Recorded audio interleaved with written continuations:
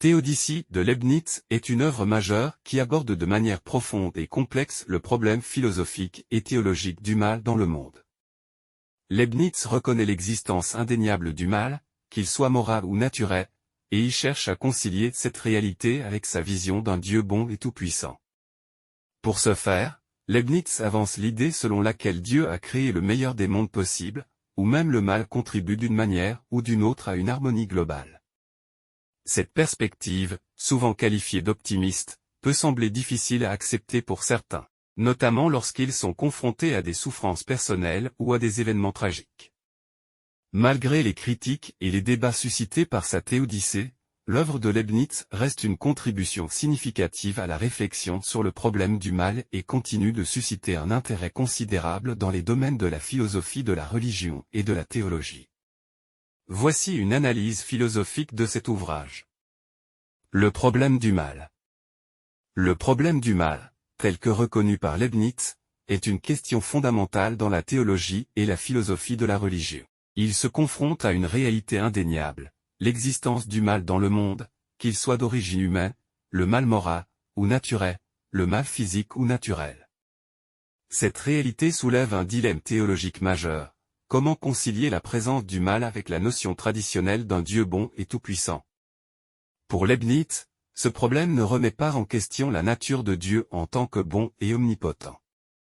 Au contraire, il soutient que Dieu, en tant que créateur, a choisi de créer le meilleur des mondes possibles, dans lequel même l'existence du mal s'avère nécessaire pour atteindre un bien supérieur. Leibniz avance l'idée que le mal est une partie intégrante de l'ordre divin, et qu'il contribue d'une manière ou d'une autre à une harmonie globale qui reflète la sagesse et la bonté de Dieu. Cependant, cette explication peut sembler difficile à accepter pour certains, notamment ceux qui ont été personnellement touchés par des souffrances ou des injustices. Les critiques de la théodicée leibnizienne soulignent souvent l'apparente incompatibilité entre la présence du mal et la toute-bonté et toute-puissance de Dieu. Certains remettent en question la notion de meilleur des mondes possibles, arguant qu'un Dieu tout-puissant devrait être capable de créer un monde sans mal. Malgré ces défis, l'approche de Leibniz au problème du mal continue de susciter un débat philosophique et théologique important.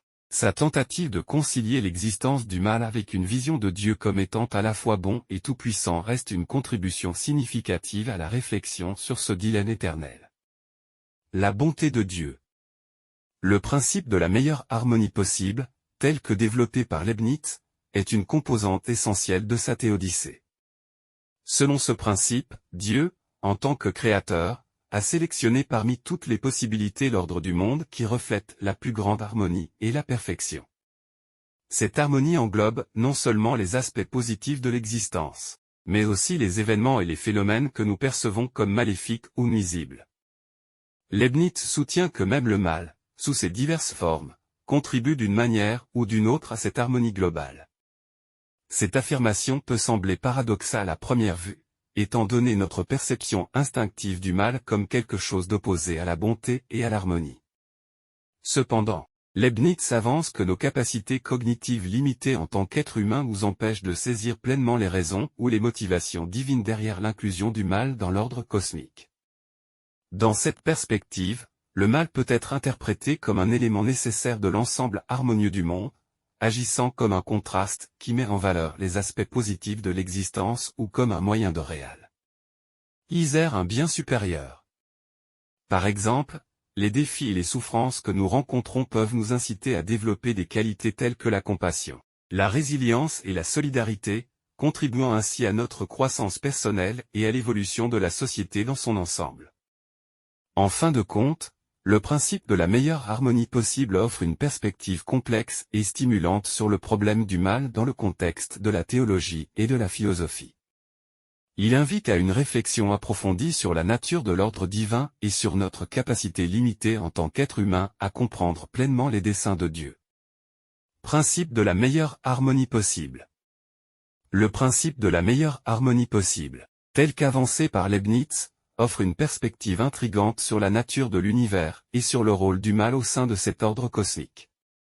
Selon cette conception, Dieu, en tant que créateur, a délibérément instauré un ordre dans le monde qui représente la plus grande harmonie et la perfection possible. Cette harmonie englobe tous les aspects de l'existence, y compris ce que nous percevons comme le mal. Leibniz soutient que même le mal contribue d'une manière ou d'une autre à cette harmonie globale. Cela peut sembler paradoxal, étant donné notre tendance à considérer le mal comme quelque chose d'opposé à la bonté et à l'harmonie.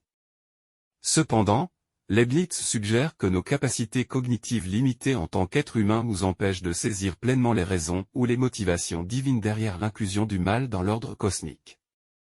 Pour Leibniz, le mal peut jouer un rôle dans l'ensemble harmonieux du monde de plusieurs façons. Il peut agir comme un contraste qui met en valeur les aspects positifs de l'existence, il peut servir de stimulus pour la croissance morale et spirituelle, ou encore il peut contribuer à la réalisation d'un bien supérieur à long terme, bien que ces mécanismes puissent échapper à notre compréhension limitée. En définitive, le principe de la meilleure harmonie possible invite à une réflexion profonde sur la nature complexe de l'ordre cosmique et sur notre capacité à comprendre les desseins de Dieu. Bien que le mal puisse sembler incompréhensible ou injustifiable du point de vue humain, Leibniz suggère que son inclusion dans l'ordre divin peut s'inscrire dans une vision plus large de l'harmonie et de la perfection universelle. La théodicée optimiste. La théodicée optimiste de Leibniz est une conception philosophique audacieuse qui postule que l'univers, dans sa totalité, est le meilleur des mondes possibles. Selon cette vision, chaque aspect de l'existence, y compris le mal, est justifié par le bien supérieur qu'il contribue à réaliser dans l'ensemble de l'ordre divin. Cette perspective peut être difficile à accepter pour certains, en particulier lorsqu'ils sont confrontés à des souffrances personnelles ou à des événements tragiques qui semblent défier toute explication rationnelle. Leibniz reconnaît la complexité de cette question et les défis qu'elle pose à notre compréhension de la nature de Dieu et de l'univers. Pour Leibniz, même si le mal semble être une réalité incontestable dans notre expérience quotidienne, il est intégré dans l'ordre divin d'une manière qui contribue finalement à l'accomplissement d'un bien plus grand. Par exemple, les difficultés et les épreuves que nous rencontrons peuvent nous permettre de développer des qualités telles que la compassion, la résilience et la croissance spirituelle. Cependant, il est important de reconnaître que la théodicée optimiste de Leibniz ne minimise pas la réalité de la souffrance ou du mal. Elle cherche plutôt à fournir un cadre conceptuel pour comprendre comment ces aspects de l'existence peuvent s'inscrire dans un schéma plus vaste de l'ordre divin. En fin de compte, la théodicée optimiste de Leibniz offre une perspective stimulante sur le problème du mal et de la souffrance dans le monde, mais elle soulève également des questions profondes sur la nature de la divinité et sur la complexité de l'existence humaine. Critique et débat. Théodicée de Leibniz, œuvre majeure dans le domaine de la théologie et de la philosophie, a indéniablement laissé une marque durable dans l'histoire de la pensée. Toutefois, elle n'a pas échappé aux critiques et aux débats qui ont émaillé son parcours intellectuel. Parmi les objections les plus notables, on trouve la remise en question de la notion de la meilleure harmonie possible. Certains philosophes et théologiens ont soulevé l'argument selon lequel accepter l'idée d'un univers comme étant le meilleur des mondes possibles reviendrait à limiter la toute-puissance divine. En effet, admettre qu'il n'existe pas de monde meilleur impliquerait que Dieu serait incapable de créer un tel monde, ce qui contredirait sa toute-puissance.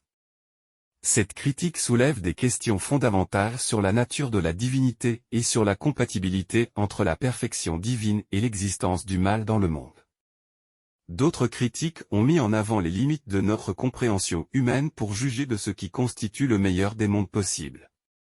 En tant qu'êtres limités par nos perceptions et nos connaissances, nous pourrions être incapables de discerner les motifs divins derrière l'existence du mal ou de comprendre pleinement les complexités de l'ordre cosmique. Cette perspective souligne les défis inhérents à toute tentative humaine de rationaliser ou de justifier la présence du mal dans le monde.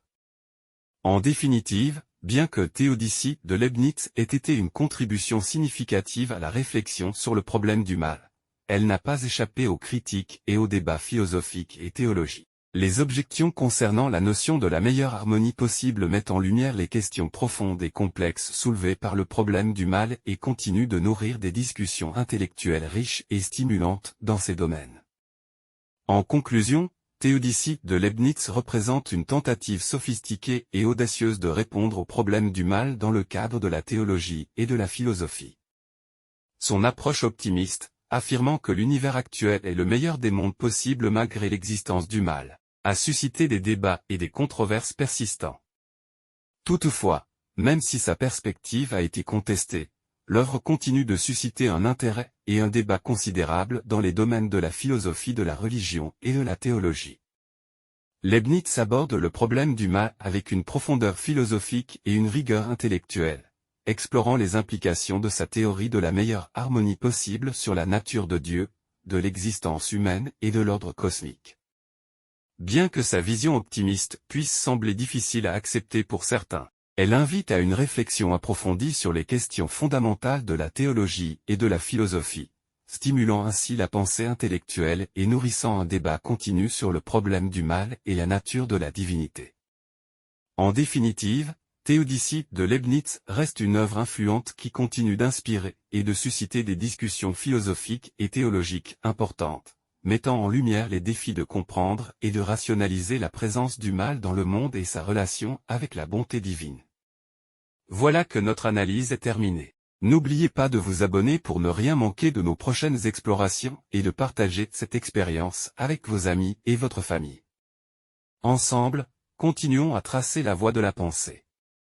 Merci encore de votre soutien et à bientôt pour de nouvelles réflexions passionnantes.